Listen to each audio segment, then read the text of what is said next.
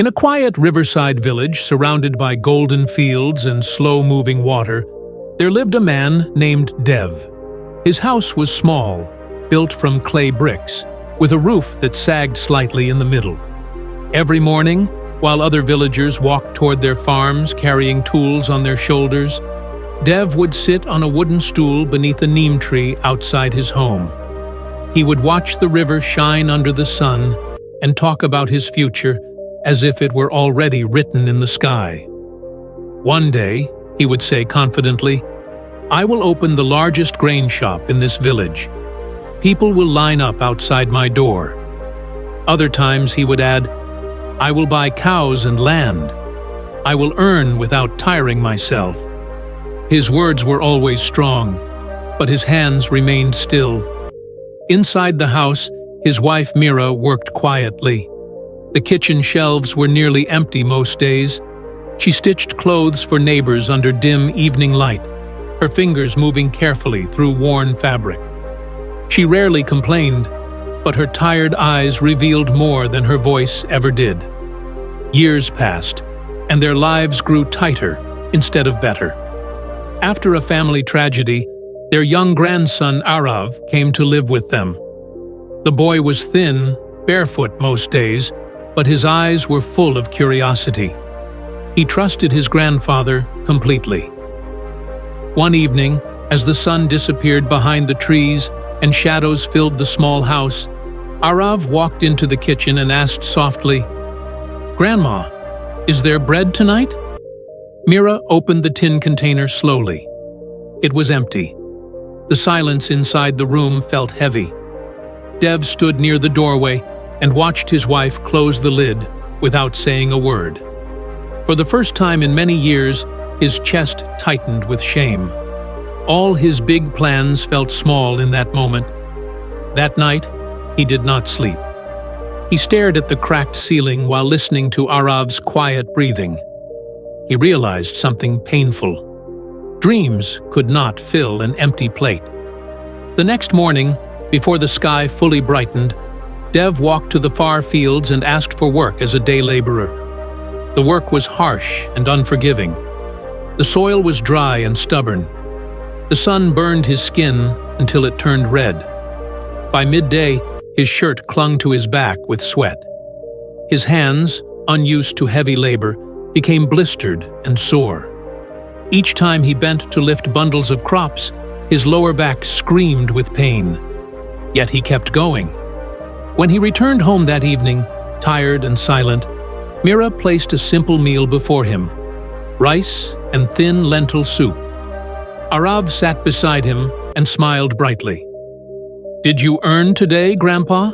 the boy asked with hope. Dev opened his palm and showed a few small notes and coins. "It is not much," he said quietly, "but today we have food." Weeks passed. Dev worked daily in the fields. The money came in small amounts and left just as quickly.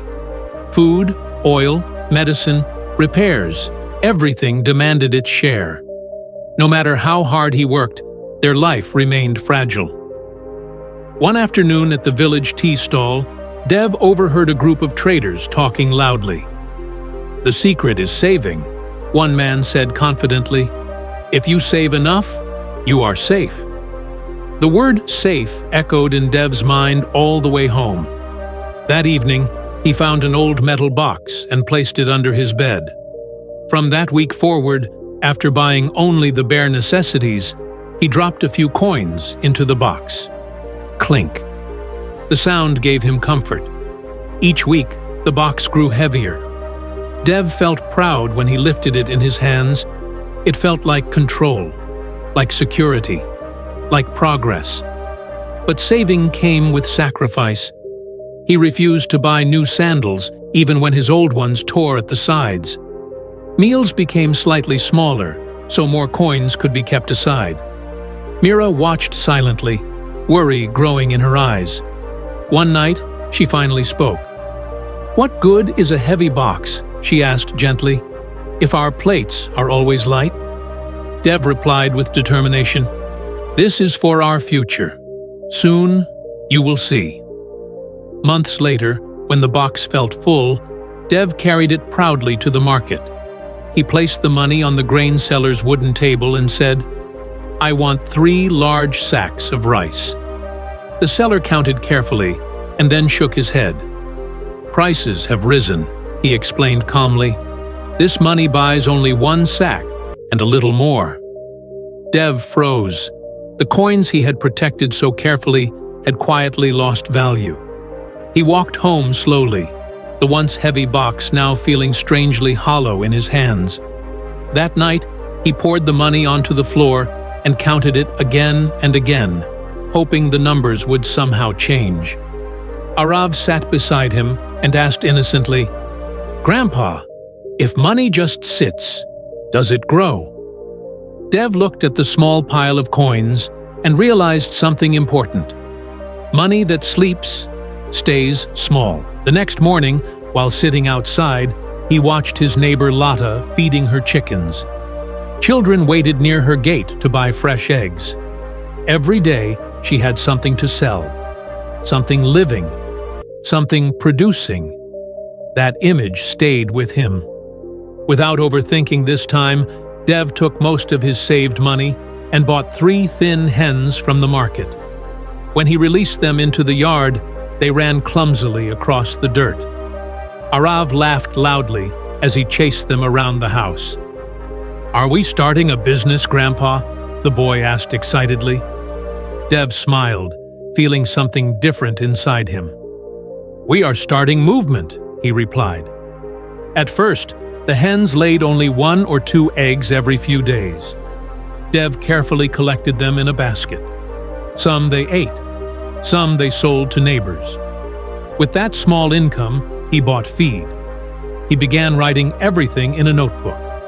Number of eggs, money earned, money spent. For the first time, he saw growth. Weeks turned into months. The hens grew stronger. More eggs appeared. Soon, Dev bought 2 more chickens. The yard filled with soft clucking sounds each morning. Neighbors knocked at their door regularly. "Do you have eggs today?" they would ask. "Yes," Dev answered proudly. With steady earnings, they repaired the leaking roof. Meals became fuller. Arav's cheeks slowly regained color. One evening, as the sun painted the sky orange, Dev held a warm egg in his hand and said to Arav, "This egg feeds us. It multiplies. It creates more tomorrow. Coins alone cannot do that. Money must move, must work, must grow." Arav nodded thoughtfully. "So we should not just save money," he said slowly. "We should make it grow." Dev smiled with shining eyes. "Yes, saving protects. But growth changes lives." The metal box remained under the bed, empty and forgotten. And the man once known for dreaming without action became known for starting small and building steadily. Because he finally understood, it is not about how much you store, it is about what you build.